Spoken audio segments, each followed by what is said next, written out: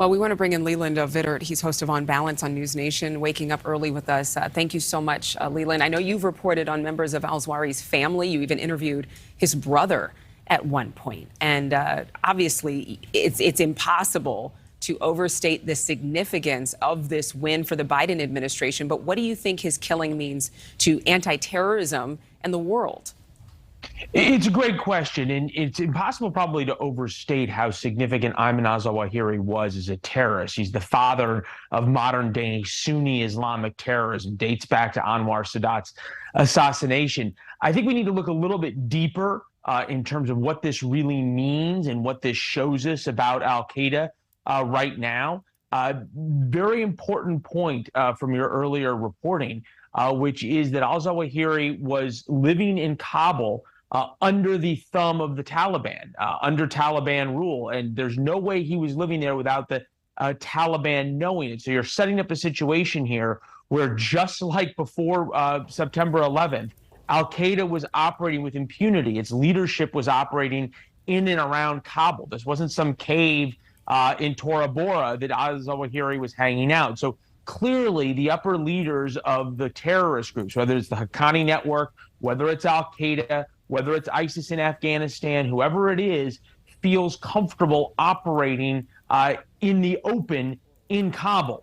And that is a terrifying situation. Ambassador Nathan Sales was on the program last night, former ambassador for counterterrorism, who said it very well. This is a great tactical win. Hats off to the U.S. military and intelligence establishment, namely the CIA's drone program and their guys on the ground who would have been involved in actually targeting al-Zawahiri and confirming it was him. But at the same time, probably shows you an enormous strategic danger that we face now, which is since our withdrawal from Afghanistan a year ago, al-Qaeda is now back. But and just mentioning that, the fact that there are all these moving parts, that this man wasn't just a leader of al-Qaeda, but one of the founding fathers of terrorism as we know it today. Then the pullout of Afghanistan about a year ago, the Taliban and its function in that region. Beyond military strategy, is this possibly signaling a shift of what we're going to expect from the Middle East and for terrorism and counterterrorism efforts in the near future? This is, you can slice this either way. The Biden administration will tell you that this is proof that they're over the horizon strategy, which is what they promised would work at a year ago when we had the debacle of the withdrawal in Afghanistan. They say this proves over the horizon works, that we can put a Hellfire missile into an apartment building in Kabul a year later and kill Ayman al-Zawahiri, who we've been after for 20 years. Therefore, done. Thank you very much. We can take this hands-off, gloves-off approach and still be able to project force when we need to. The flip side of that, and I'm already hearing from well-placed sources inside the American intelligence community, is, wow, this just shows how little we can do and how little people like the Taliban fear us if they are willing to let al-Zawahiri live in downtown Kabul, and how little al-Zawahiri and other terrorists fear us because they are able to operate in this way. And it's a very simple dynamic. One of the reasons that we have not seen major attacks on the U.S. homeland since 9/11 is because we were taking the fight to the terrorists. The more time they spend worried about their own physical security, the more time they're moving around, the more they have to disguise their communications and not be able to communicate with their own networks, the less time they're able to plan attacks. When it comes to al-Qaeda, obviously, there's already stories of who's going to be the next leader, and that man is Egyptian ex-army officer Saif al-Adel. There's a $10 million bounty on his head. Could this move, and the fact that the Taliban is, again, maybe so emboldened to allow someone like al-Zawahiri to be walking around, in a sense, in plain sight, could this embolden this next al-Qaeda leader for retaliation, or will he go deeper into hiding? What do you think? Probably both, in a sense. They will believe that they have some kind of compromise of their security. And al-Qaeda has always been very good at being able to protect their leaders over long periods of time.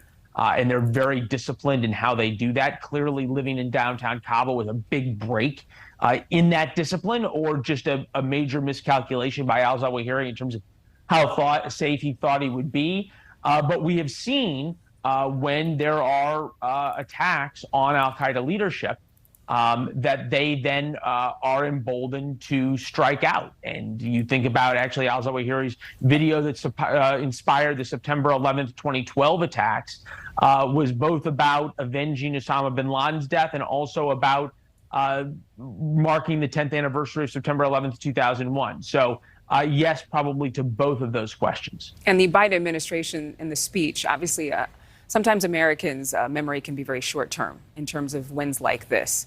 But do you think this was received as a major victory for President Biden? He's saying he gave the call.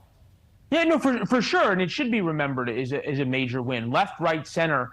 This is something that can bring all of us together and go America. There's no other superpower on earth that can project this kind of force in this way. So yes, it is an enormous win. You rightly point out that Ayman al-Zawahiri is not a household name. Lauren Wright, a professor at Princeton who studies political polling, was on last night, as was George Will, and both made the salient point that these types of wins are short-lived. Terrorism is not on the top of mind for Americans right now. And President Obama got a huge bump in the polls after the bin Laden raid. And that had long legs to it because we kept hearing more details about the raid. There were the Navy SEALs, there were the Black Hawk pilots, there were all of these details and this granular operational information that could be leaked out and that we could hear about, and kept reminding the American people of this incredible strength of America to go do this. That doesn't really have, this raid doesn't have that part of the media lore to it.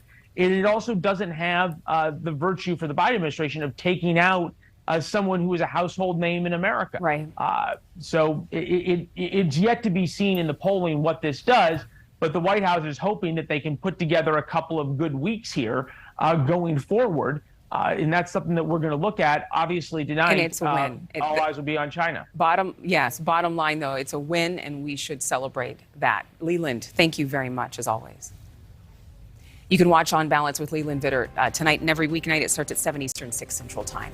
Thank you for watching. Go to newsnationnow.com to find NewsNation on your television provider. And don't forget to click the red subscribe button below to get more of NewsNation's fact-driven, unbiased coverage.